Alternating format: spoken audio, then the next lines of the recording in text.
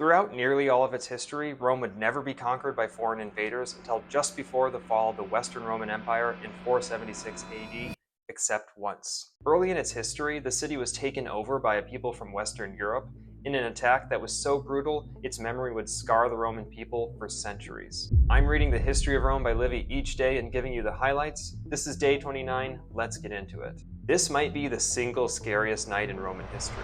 The Gauls have advanced all the way to the walls of Rome after defeating an army that was sent to stop them, leaving the city defenseless. All through the night, the Romans have been forced to listen to the fierce howling of the Gauls, who have camped outside as they wait for sunrise. Many of the able-bodied men remaining in the city, as well as some women and children, have retreated to the citadel in hopes that they can hold out until help arrives, if it ever does. And at sunrise, the inevitable happens, and the Gauls enter the open gates of the city. Livy writes that the Gauls were initially shocked at the splendor of Rome. They've never seen anything like this before. They're especially surprised at the old men of Rome, who have resolved to die honorably and sit outside their houses like statues, waiting to be cut down.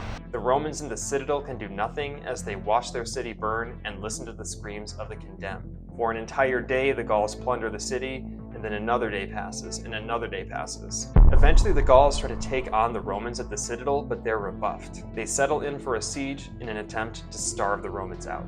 At this point, this is the biggest disaster that has ever befallen Rome, and it could very well have changed the entire course of history had it succeeded. But because the Gauls are not able to take the citadel, it gives one of Rome's greatest heroes a chance to save the holdouts. Marcus Furius Camillus had exiled himself from Rome just before the attack, and although he is upset at what he sees as unjust punishment, he resolves to save the city. But that's all we have time for today. Tune in next time to find out how Camillus turns the tables on the Gauls and hear about one of the most iconic lines in history.